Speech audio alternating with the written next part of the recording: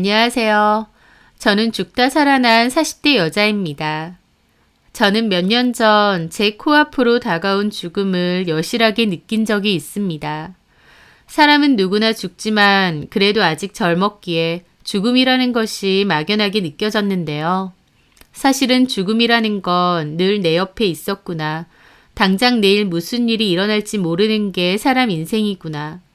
내가 꼭 나이 들어서 침대 위에서 죽을 거란 보장은 없구나. 그런 생각을 많이 했었습니다. 오히려 죽음이 가까이 있다고 생각하니 지금의 삶이 참 감사하고 아름답게만 느껴지는 것 같아요. 그리고 매일이 마지막 날인 것처럼 마음만은 행복하고 풍요롭게 나 자신을 위해서 살자는 생각도 많이 했습니다. 돈만 쫓아가며 돈돈거리던 돈귀신인 제가 지금은 돈보다 더 중요한 것을 늘 상기하며 살게 되었다고나 할까요?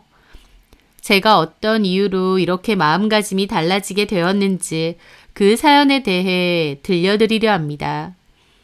저는 그 남자의 착함이 좋았어요. 나쁜 남자가 매력적이라는 말도 있지만 저는 착하고 수더분한 남자가 이상형이었습니다. 차갑고 계산적인 아버지 밑에서 자라와서인지 오히려 반대되는 남자에게 끌렸던 것 같아요. 친척분의 소개로 그 남자를 선자리에서 만났는데요. 그 남자는 작은 중소기업에 재직 중이었고 평범한 외모에 수더분하고 순한 성격을 가지고 있었습니다. 눈이 축 처져 있었고 웃음이 많았는데 그 모습에 좀 반했던 것 같아요.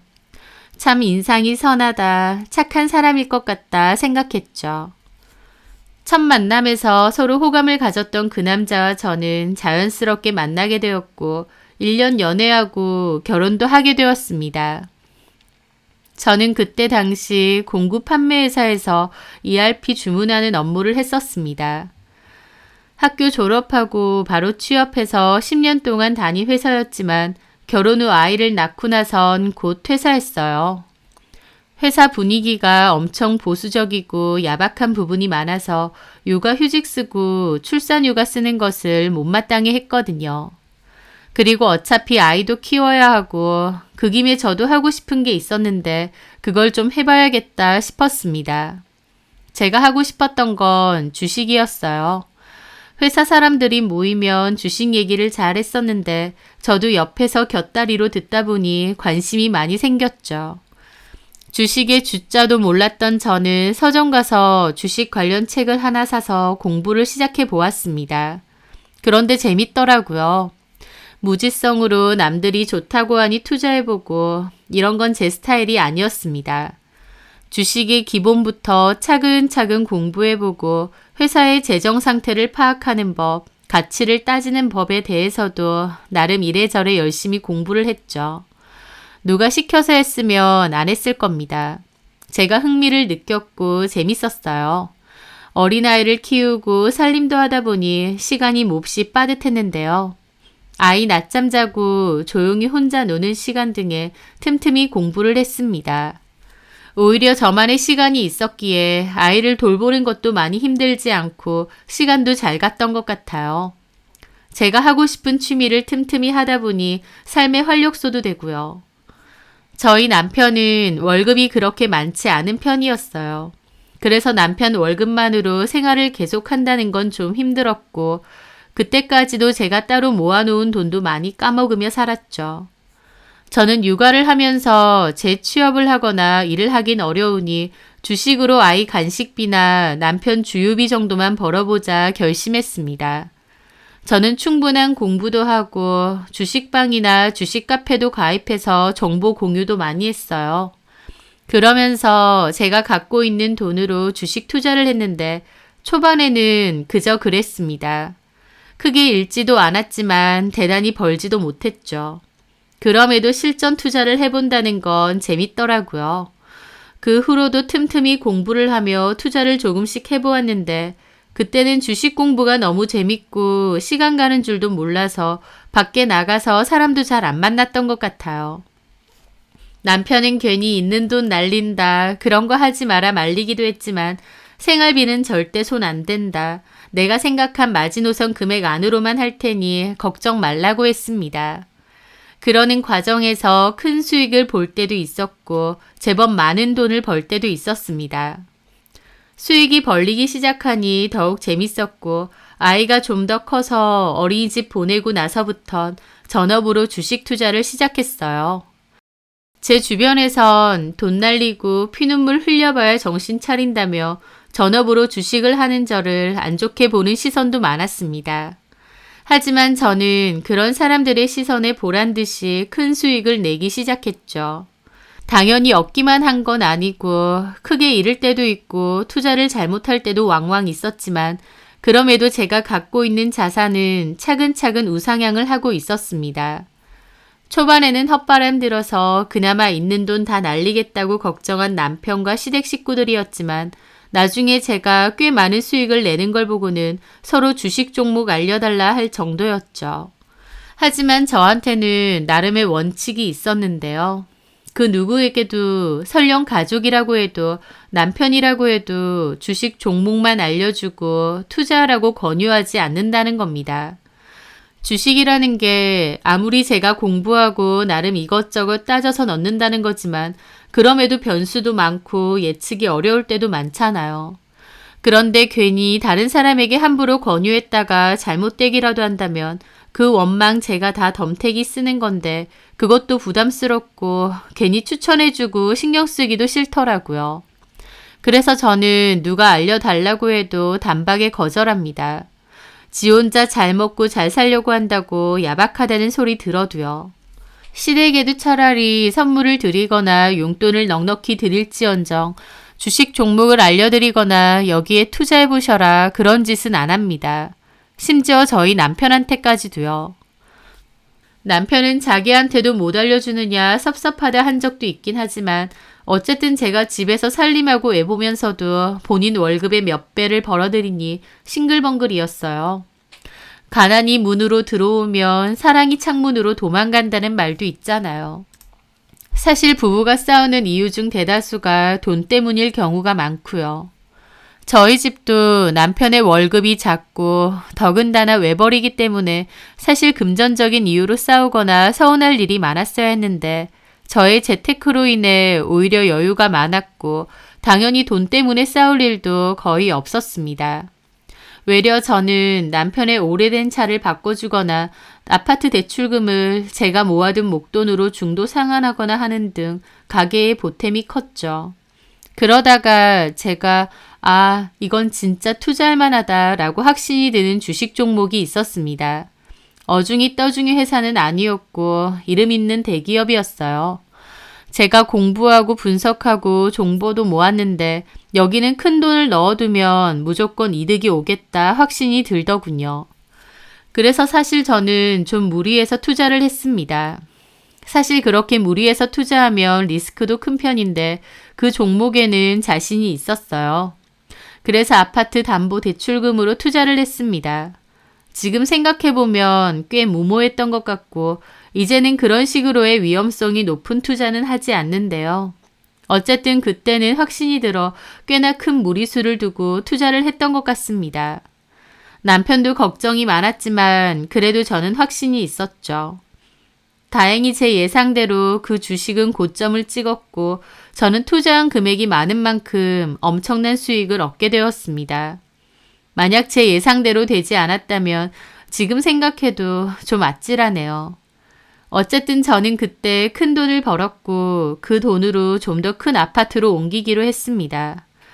그렇게 주식으로 나름 돈을 잘 굴리게 되니 저도 나름 주식으론 일가견이 있다고 자부했던 것 같아요. 그맘때 같은 지역에 살고 있던 친구들 사이에서도 소문이 많이 났죠. 제가 주식으로 큰 돈을 벌었다는 소문이요. 친구들 만나면 너만 버냐 우리도 좀 알려달라 그러는데 저는 본인이 알아서 해야지 주식 권유는 함부로 안 한다고 거절하고 밥은 그래도 잘 샀습니다. 그때 종종 만나던 친구들 무리가 있었는데요. 다 고등학교 동창인 친구들이에요. 고등학교 때도 무리지어서 놀러 다니던 친구들을 지금도 잘 만나는 것이죠. 다만 한 명 빼고요. 송여진이라는 이름의 친구가 있었는데 다른 지역으로 이사를 가면서 쭉 왕래가 없었습니다. 그 친구가 이사 간 곳이 거리로 치면 1시간 반 정도의 거리라 엄청 먼 건 아닌데 그 친구가 친구들의 연락을 피하더라고요. 그래서 거의 2년 끊은 채로 살다가 어느 날 다시 저희 고향으로 돌아온 것이었죠. 여진이 말로는 그때 만나던 남자랑 살림 차려서 산다고 그 남자가 사는 지역으로 이사를 갔던 거랍니다. 하지만 약속과 달리 결혼은 안 했고 동거만 몇 년 했다고 했습니다. 그러다가 결국 헤어졌고 다시 고향으로 돌아왔다고 하더군요. 같은 동네에 살던 제 친구들도 돌아온 여진이를 환영했습니다. 여진이는 혼자 살면서 동네에 있는 소아과 원무과에서 일을 한다고 했죠. 그 친구가 사는 빌라가 저희 아파트하고도 가까웠어요. 그래서 저랑도 오며 가며 자주 보게 되었습니다. 오히려 고등학교 다닐 땐 같은 무리였어도 따로 친하진 않았는데 이렇게 다시 만나고 나니 더 자주 보게 되고 친해지게 되더라고요. 그렇게 저는 여진이와 둘이서 볼 때도 있고 여진이가 저희 집에 놀러 올 때도 있었습니다. 가족들과 다 같이 본 적도 몇 차례 있었고요. 오며 가며 서로 친하게 잘 지냈죠. 그러던 어느 날 저는 건강검진 결과를 듣기 위해 병원을 찾았습니다. 국가검진이 있어서 위 내시경을 받았는데 조직검사를 해봐야 된다고 하더군요. 그리고 조직검사 결과를 들으러 다시 내원하라고 했죠. 하지만 저는 그때까진 큰 생각은 없었습니다. 왜냐면 그 전에 검진할 때도 조직검사 해봐야 된다고 해서 했는데 하고 나니 별거 아니었거든요. 그래서 이번에도 그때처럼 별거 아니겠지 생각했죠. 그런데 이번에 그 병원을 갔더니 위암으로 보인다고 하더군요. 저는 너무 큰 충격을 받았어요. 게다가 꽤 진행이 많이 된 것으로 보인다는 겁니다. 진료 결과를 듣고 저는 너무 큰 충격을 받았어요. 원래도 위가 좋은 편은 아니었습니다. 속이 쓰릴 때가 자주 있었고 한동안은 소화불량을 겪기도 했죠. 그런데 그게 위암의 증상일 줄은 몰랐어요.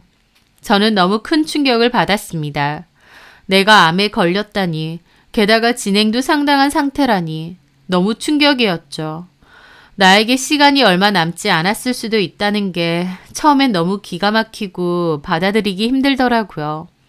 이제야 주식으로 돈도 좀 벌고 여유롭게 누리면서 살 수 있게 되었는데 하늘도 무심하다 싶었습니다. 저는 사는 곳이 지방이다 보니 서울의 큰 병원으로 검진을 다시 예약했습니다.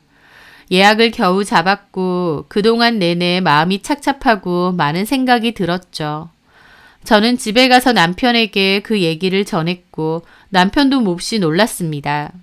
다른 건 다 떠나서 우리 딸 선아는 어떻게 하느냐, 엄마 손길 필요한데 내가 먼저 떠나면 어떻게 하느냐 눈물을 흘렸죠. 남편도 그럴 일 없을 거라며 부둥켜 안고 같이 눈물을 흘렸습니다. 그 후 저는 친구들의 모임에 참석하게 되었어요.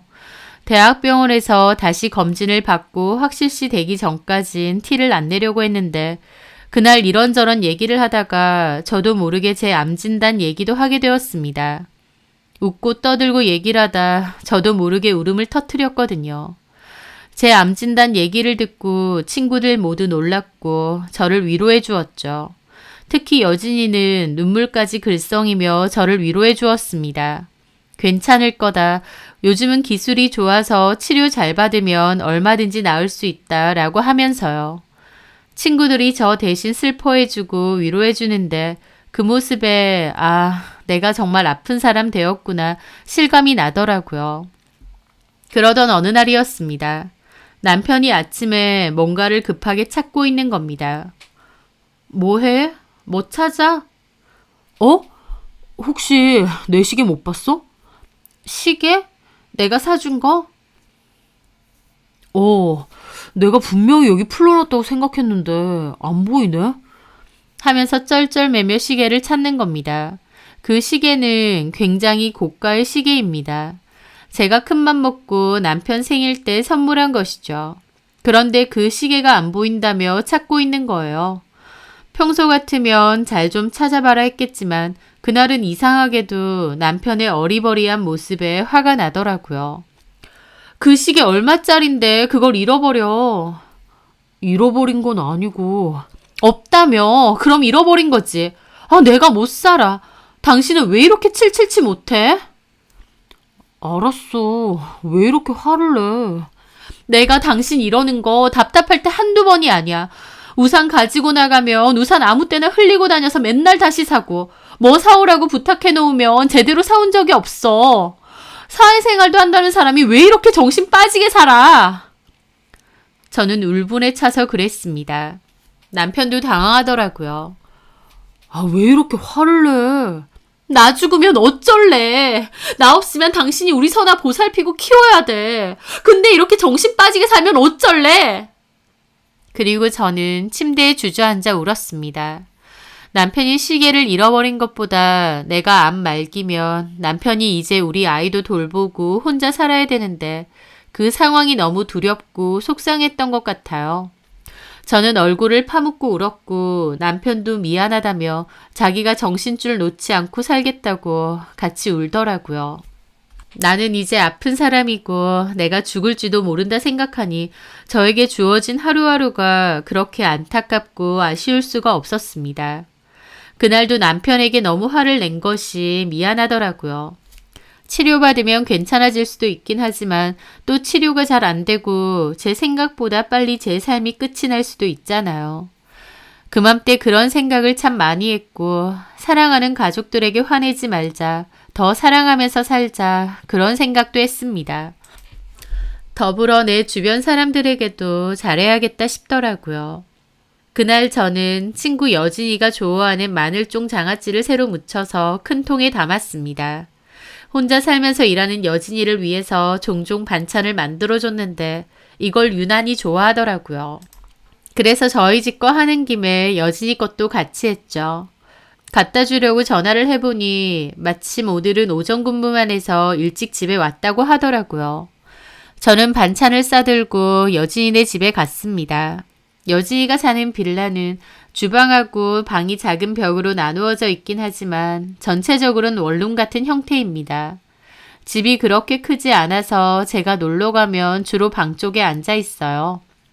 여진이는 차라도 한 잔 줄 테니 기다리라며 주방 쪽으로 갔고 저는 기다리는 동안 너저분하게 되어 있는 침대 이불을 대충 정리해 주었죠.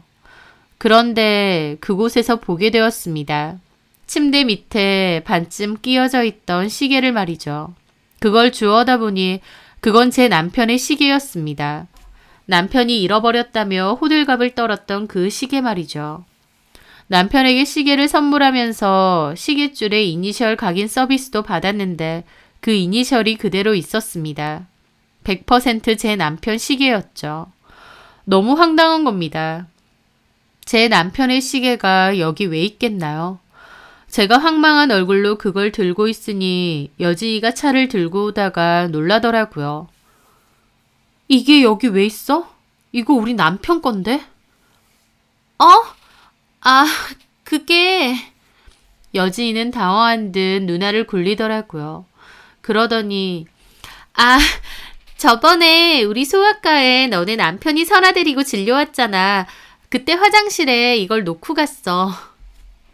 화장실에 시계를 풀고 갔다고?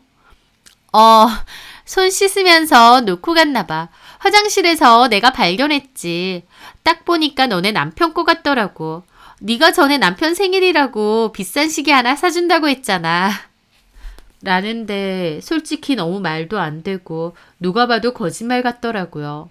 하지만 여진이는 병원에서 주운 거라고 박박 우겼고 저도 할 말이 없어졌습니다. 그래서 일단 알겠다고 이건 내가 돌려주겠다고 했습니다. 그 친구랑 저는 삽시간에 어색해졌고 저는 차만 대충 마시고 가볼 데가 있다며 일어났죠.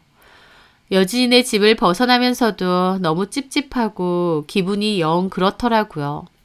그날 밤 저는 남편의 폰을 몰래 들고 나왔습니다. 그리고 통화 녹음 파일 목록으로 제일 먼저 들어갔어요.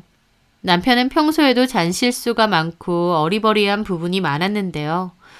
회사 업무할 때도 개인 폰으로 통화하는 일이 잦은데 거래처와 서로 말이 달라서 곤란한 일을 겪는 적이 많다고 하더라고요. 그래서 제가 모든 통화 내역이 녹음되게 해두라고 설정을 해주었습니다. 문제가 생기면 녹음을 다시 들어보면 되니까요.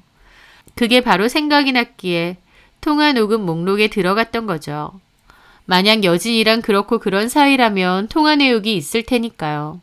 그런데 아니나 다를까 그날 바로 몇 시간 전에도 여진이와의 통화를 한 내역이 있더군요. 저는 이어폰을 꽂아 바로 들어보았죠. 자기야, 큰일 났어. 혜신이가 오늘 우리 집 왔거든. 근데 침대 밑에서 자기 시계를 발견했어. 어? 그게 거기 있었어? 아니 자기는 시계를 왜 그런 데 놔둬. 잘 때 불편하니까 풀었는데 어쩐지 안 보이더라. 나도 요새 청소를 안 해서 자기 시계가 여기 있는지 몰랐어. 하여튼 그거 혜신이가 봤다고. 미치겠네. 뭐라고 했어? 적당히 둘러댔어. 당신이 선아 진료 보는 것 때문에 우리 병원 왔었잖아. 그때 화장실에서 놓고 갔다고. 잘했어. 믿는 눈치야? 글쎄, 혜신이 걔가 얼마나 의심이 많은 앤데. 그래도 일단은 그렇게 둘러댔으니까 나도 그렇게 말할게. 눈치챘으면 어쩌지? 눈치챘으면 뭐 어쩔 수 없지. 이혼하자고 하지 않겠어? 이혼하면 안 되지. 여진이 어차피 암이고 진행도 많이 된 상태라며. 그 정도 상태면 치료 받아봤자 그렇게 길게 남은 것도 아니라며. 뭐 병원에선 그렇게 말했는데. 그러니까 절대 이혼하면 안 되지, 바보야. 지금 집도 혜신이 명의라며. 맞아. 이 집으로 이사하면서 혜신이 명의로 했어. 혜신이 돈이 거의 들어갔으니까. 절대 들키면 안 되고 무조건 잡았대. 그리고 당분간은 우리 만나지 말자. 당분간? 얼마나? 자기 보고 싶은데. 나도 그래. 근데 한동안은 조심해야 돼. 나랑 카톡 나눈 것도 싹 지워. 알았지? 알았어. 블랙박스도 지우고. 자기 만날 땐 블랙박스 코드 빼잖아. 걱정 마. 여튼 혜신이 죽고 나면 그 재산도 다 당신 거고 혜신이 보험금도 받을 거 아니야. 암 진단금도 그렇고. 가만 기다리면 다 우리 거 되는데 허튼 짓 하지 말자. 알겠어. 자기 말대로 할게. 보고 싶어도 좀 참아. 자기도. 그 전화를 듣는데 사지가 떨려왔습니다. 도대체 언제부터 남편과 제 친구가 이렇게 붙어 먹었는지도 모르겠고 어리숙한 척하는 두 인간들한테 내가 철저히 배신당하고 기만당하고 있었구나 싶었죠. 나는 죽게 되면 우리 남편 혼자 잘 살 수 있을까, 아이 키우면서 야무지게 잘 살 수 있을까 수많은 걱정을 했는데 정작 이 인간은 저 죽는 날만 기다리고 있었던 겁니다. 제 재산과 보험금 홀라당 먹고 제 친구랑 합치려고요. 이게 사람인가 싶었어요. 차라리 대놓고 나쁜 놈인 것도 아니고 그토록 제 앞에선 순한 척, 착한 척, 저밖에 모르는 바보인 척 했는데 어떻게 이렇게 뒤통수를 때리나요? 게다가 친구도 마찬가지입니다.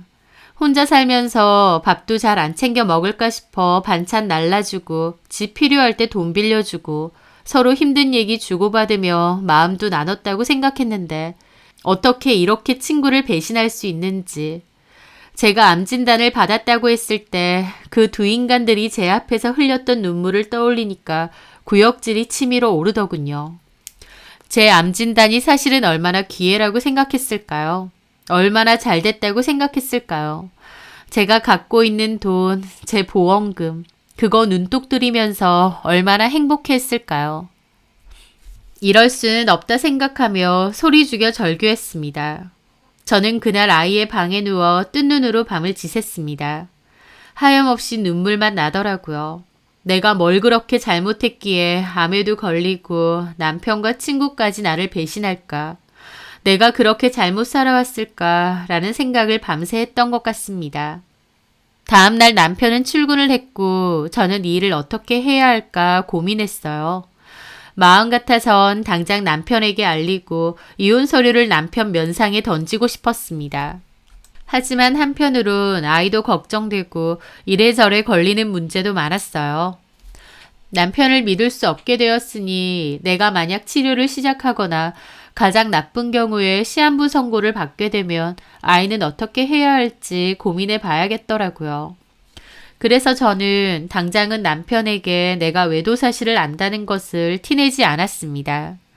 남편 얼굴만 보면 친구 얼굴이 떠오르고 분통이 터졌지만 그래도 꾹꾹 눌러가며 최대한 티내지 않으려고 했죠.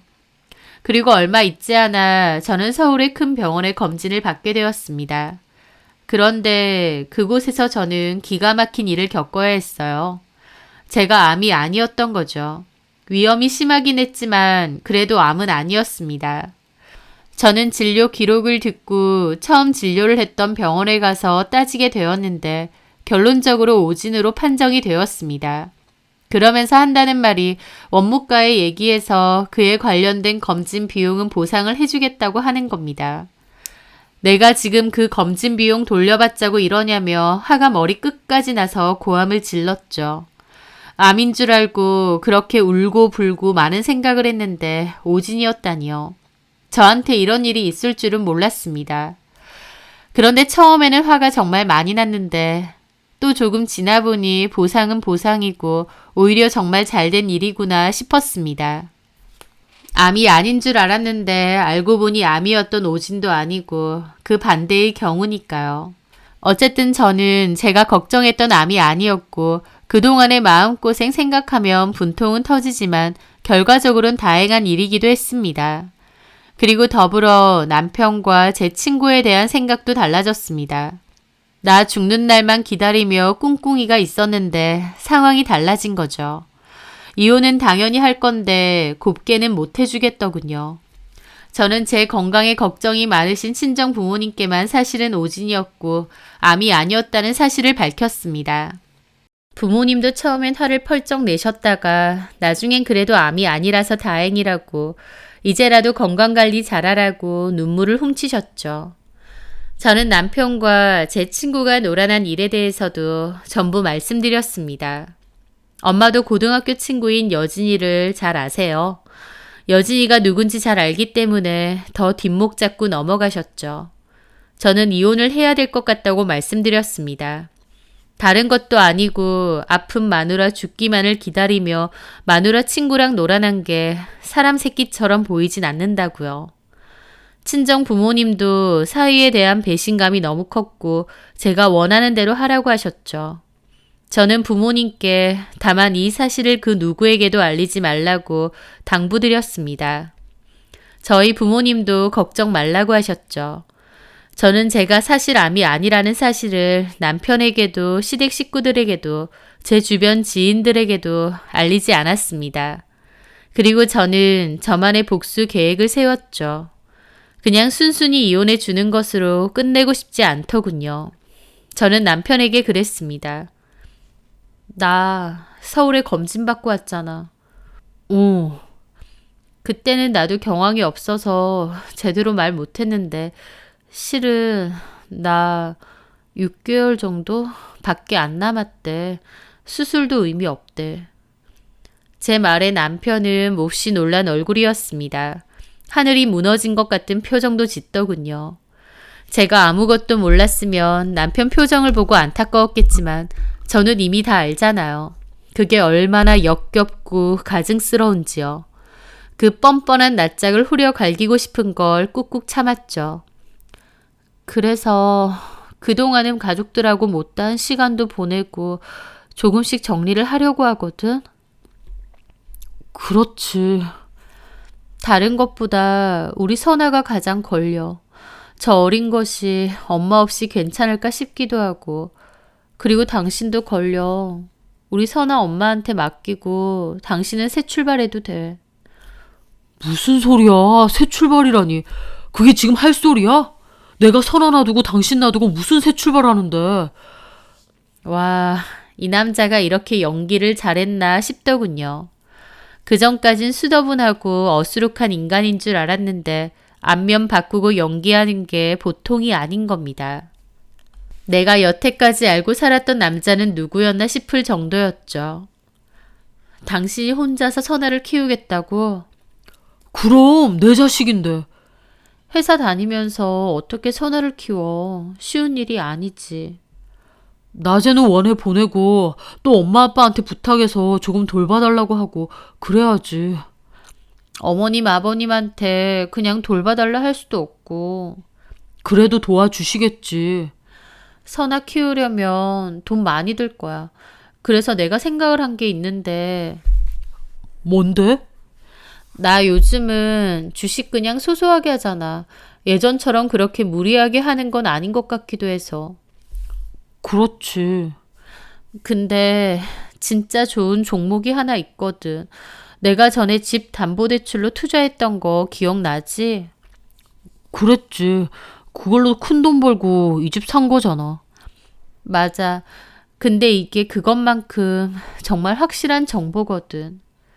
제 말에 남편 눈이 반짝이더군요. 그래? 알지? 나 아무리 가족이라도 투자 종목 안 알려주는 거. 그랬지. 나 지금 갖고 있는 돈 몽땅 털어서 거기 투자할 거야. 있는 주식들도 다 손절하고. 그렇게 올인할 정도로 확실한 데가 있다고? 그럼 내가 엄마 아빠한테 빌려서 나도 해볼까? 어머님, 아버님한테?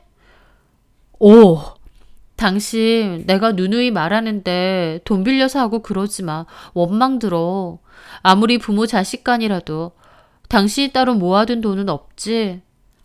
내가 그런 돈이 어딨어. 왜? 당신 가만 보니 나 몰래 딴 주머니 좀 차고 있는 것 같던데. 내가 모른 척해서 그렇지. 아니야. 그럼 됐어. 내가 할 거니까 당신은 하지 마. 그냥 혹시나 해서 물어본 것 뿐이니까. 그렇게 저는 일부러 정보를 흘렸습니다. 근데 종목 이름이 뭔데? 저는 회사 이름을 얘기해 주었습니다. 처음 듣는 제약회사였고 남편도 의아해 하더라고요. 좀 작은 회사인가 보네. 처음 들어본다. 자기는 그래도 여태까진 좀 큰 회사들에 투자를 하지 않았어? 여기가 알토란이야. 그리고 조만간 신약 관련해서 큰 이슈도 하나 터트릴 거거든. 그게 진짜 대박이야. 아는 사람만 아는 거지. 나처럼 주식 관련해서 좀 깊게 공부한 사람들이나 정보에 빠삭한 사람들. 그러니까 나도 있는 주식 다 정리하고 그 돈으로 여기 올인할까 싶은 거라니까. 와, 그렇구나. 지금은 확실히 저평가되어 있는데 나중에는 이 돈으로 절대 못 사지. 이런 주식은. 당신 해안이야. 내가 알지. 하여튼 당신은 하지 마.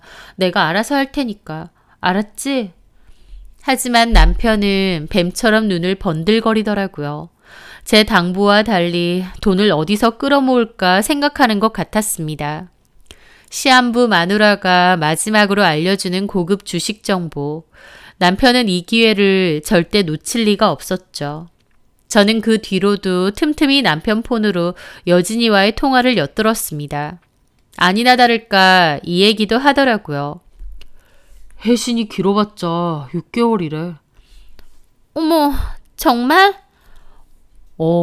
치료도 수술도 의미 없나 봐. 진짜 얼마 안 남았네. 좀 안타깝긴 하지만 우리한텐 잘된 일이기도 하지. 그렇지. 혜신이한테 미안하지만 그래도 산 사람은 살아야 되니까. 참, 그리고 이건 만나서 얘기할까 했는데 뭔데? 혜신이가 주식 정보를 줬어. 정말? 걔 절대 그런 거 안 알려주잖아. 맞아, 나한테도. 근데 죽을 때가 다 되어가서 그런지 알려주더라고. 혜신이 본인도 갖고 있는 주식까지 다 털어서 투자할 거래.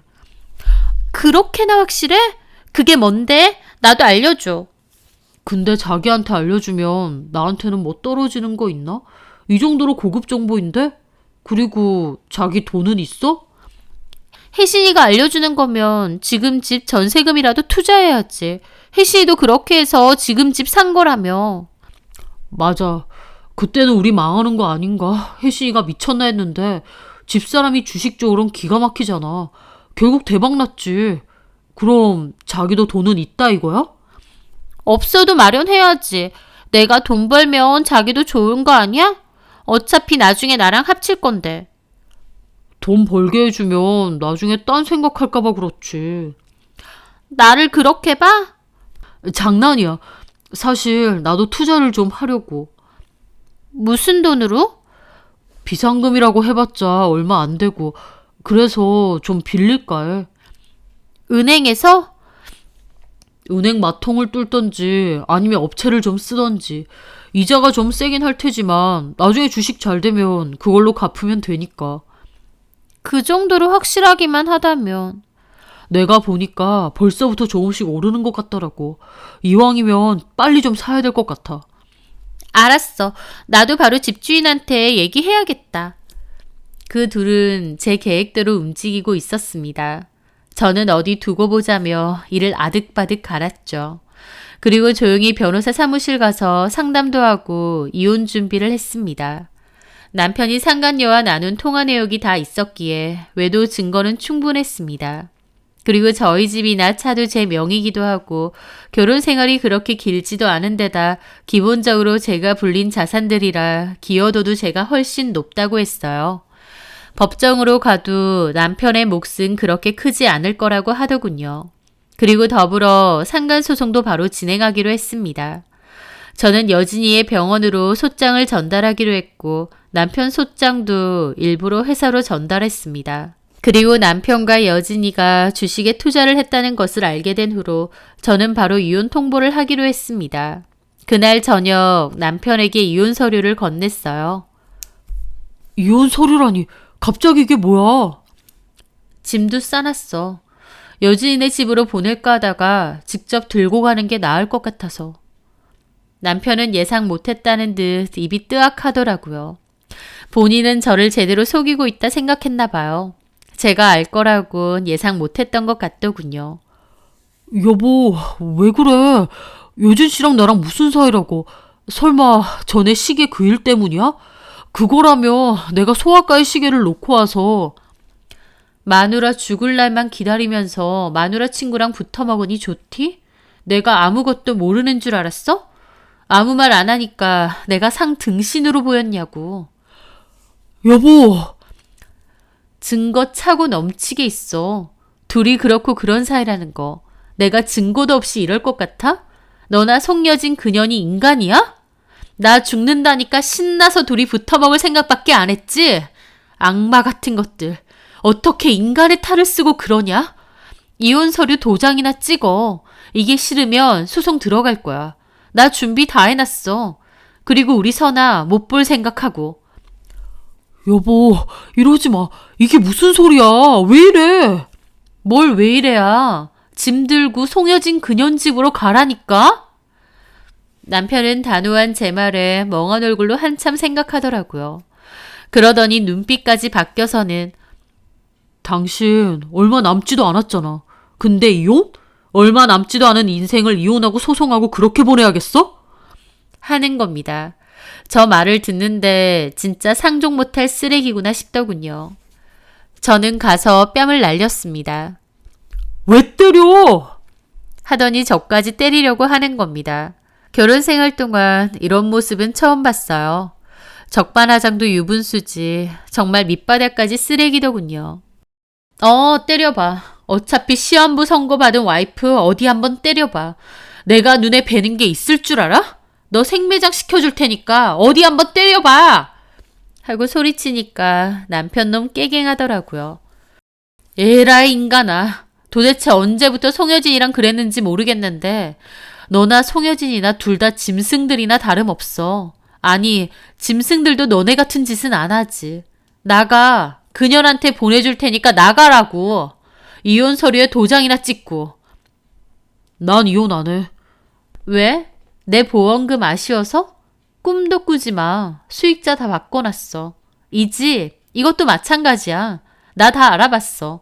당신 이 집에 들어간 몫은 철저히 계산해서 돌려줄 테니까 그 외의 것들은 기대도 하지 마. 뭐가 좋다고 내가 당신한테 주겠어? 남편은 안 나간다고 내 집에서 왜 나가느냐 생난리를 치더라고요. 막상 이혼 얘기 오가고 보니 서로 밑바닥까지 보고 싸운 것 같습니다. 하지만 저는 남편 출근한 틈을 타 남편 짐을 송혜진 집으로 보내버리고 저도 친정에 가 있었습니다. 남편도 저희 부모님은 무서웠던지 친정까지 찾아오지는 않더라고요. 저의 이런 일들은 친구들 사이에서도 금방 소문이 났어요. 한 친구가 전해주는 말로는 송혜진이라는 병원으로 상간 소장이 와서 거기 직원들도 다 알았대요. 제가 그걸 노리고 보낸 거거든요. 어디 개망신 당해보라고요. 작은 동네 병원인데 그런 소장을 받았으니 직원들도 다 손가락질 했나 보더군요. 남편 회사에도 보냈는데 남편 놈은 약삭 빠르게 소장 따로 챙겨서 회사에는 안 들킨 모양인 것 같았고요. 소장 받고 나서 전화해서 미안하네 어쩌네 눈물즙 짜면 어쩌나 했는데 아니었습니다. 그것들 전화 한 통 없더군요. 그렇게 저는 본격적인 이혼소송, 상간소송 시작했고 자기들은 그런 적 없네, 억울하네, 어쩌네 답변서도 보냈더라고요. 그렇게 소송이 이어지던 도중에 저는 아주 배꼽 빠질 만한 웃긴 얘기를 들었습니다. 제가 추천했던 그 종목이요. 남편이 대출받아서 투자하고 송여진은 본인 살던 집 전세 빼고 월세로 바꾸면서까지 전세금을 몽땅 투자했던 그 종목. 그 종목이 조금 오르는가 싶더니 바로 곤두박질 쳤거든요. 곤두박질도 그냥 곤두박질이 아니고 거의 휴지 조각 수준으로요. 네, 저는 미래가 상당히 암담한 주식을 찾아 헤맸습니다. 그것들이 혹할 만한 그래프를 가진 주식으로요. 그리고 은근하게 남편에게 추천을 한 거죠. 저도 투자했다고 하니까 남편 놈이랑 소녀진도 신나서 없는 돈까지 끌어모아 투자를 했는데 그 주식이 완전 휴지 조각 된 거였습니다. 그 전까진 사과 한마디 없던 남편도 그제서야 전화를 하더군요.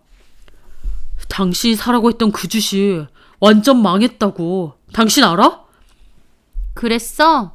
잘 안 됐네. 잘 될 줄 알았는데. 뭐? 장난쳐?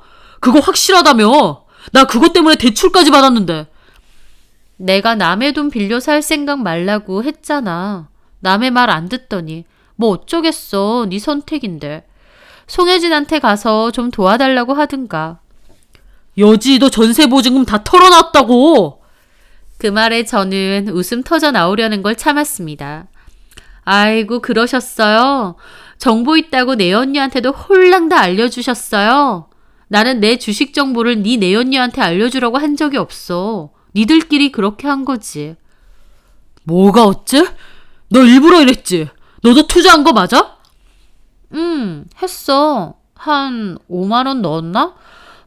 5만 원 날려먹었네. 아까워라. 뭐? 투자는 본인 의지로 하는 겁니다. 알겠니?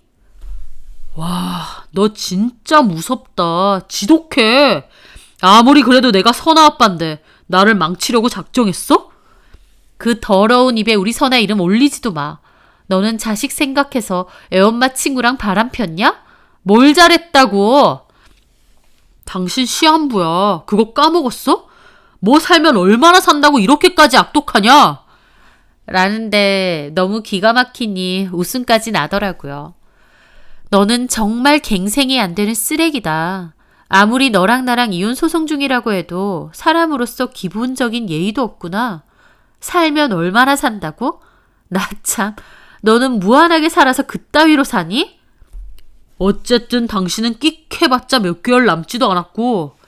오진이래. 뭐? 나 죽는 줄 알고 신났나 본데 그 기대 깨트려서 어쩌지? 대학병원 가서 검사했는데 오진이었어. 나 암 아니라고. 암이 아니야? 그래. 내가 죽긴 왜 죽어? 죽일 짓 한 너랑 송여진을 죽였으면 죽였지. 나 안 죽어. 악착같이 살 거고 보란 듯이 떵떵거리면서 살 거야. 너랑 송여진 망해가는 거 구경하면서. 남편은 아무런 대답이 없더군요. 제가 암이 아니라고 하니 충격받은 것처럼요. 내가 암이 아니라고 하니 섭섭한가 보네. 너 같은 인간을 남편이고 애아빠라고 생각하고 살았구나 내가. 다시는 이런 일로 전화하지 마. 소송이나 똑바로 끝내자. 너란 인간 우연으로라도 안 보고 살고 싶다. 그게 마지막 통화였습니다. 그 후 이혼에 관한 모든 얘기는 변호사를 통해서만 주고받았고 개인적인 통화는 하지 않았어요. 그럼에도 소식은 건너 들었는데요. 남편도 큰 돈을 빌렸는데 제대로 갚지를 못하니 회사에까지 추심이 들어온 모양이었습니다. 결국 시댁에서 여기저기 돈 끌어다가 겨우 그 돈 막아주었다고 하더라고요. 게다가 송여진도 그나마 있는 재산이었던 전세 보증금으로 투자했는데 돈 다 날리고 소아과에도 소문이 나서 그만뒀대요. 비교적 소문이 덜 난 멀리 떨어진 타 지역의 병원에 겨우 취업해서 다니고 있다고 하더군요. 게다가 송여진이 제 남편 말만 듣고 투자한 거다 보니 제 남편에 대한 원망이 엄청나대요. 너 때문에 망했다면서요. 제 남편도 송여진 때문에 이혼당했다고 왜 가만히 있는 자기를 꼬셔서 이 사달이 나느냐며 둘의 사이가 완전 틀어졌다고 했습니다.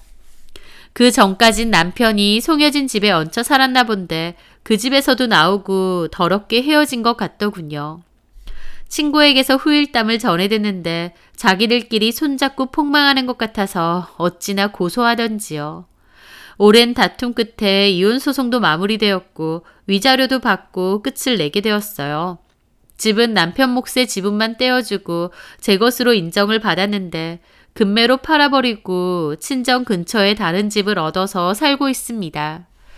전 남편은 그때 일을 뼈저리게 후회한다며 미안하다는 장문의 문자도 보냈는데 몽땅 스팸 처리해버렸습니다. 전 남편은 저에게 쓸모없는 쓰레기나 스팸 그 이상도 이하도 아니거든요.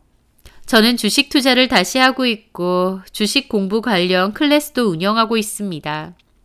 오진이었지만 암 선고 진단받고 죽음을 늘 떠올리며 살았던 지난 날이 떠오르네요. 그때 참 후회되는 게 많았습니다. 그 중에서 가장 후회되는 일이라면 나를 위하고 나를 보살펴고 아껴주지 않은 것이 가장 컸죠.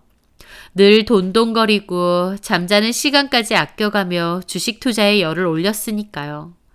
그래서 지금은 예전처럼 무리한 투자도 하지 않고 안정적인 수준에서만 자금 운용을 하고 있고요. 또 아이와도 부모님과도 시간을 많이 보내려고 합니다. 또 그전까진 소홀했던 제 건강에도 부쩍 신경 쓰고 있어요. 운동도 하고 식사 습관도 조금씩 바꾸고 명상도 하면서요. 참 황당한 일을 겪었지만 그 일을 겪음으로 제 인생에 가장 필요 없는 어쩌면 저를 갉아먹고 있을지도 모르는 인간들을 쳐내게 되었습니다. 또 저도 제 삶의 소중함을 깨닫게 되었으니 좋은 점도 분명 있었던 것 같네요. 앞으로도 저에게 주어진 삶에 감사하며 그렇게 하루하루 살아가려 합니다. 오늘의 사연 재밌게 들으셨다면 좋아요와 구독 부탁드리겠습니다. 감사합니다.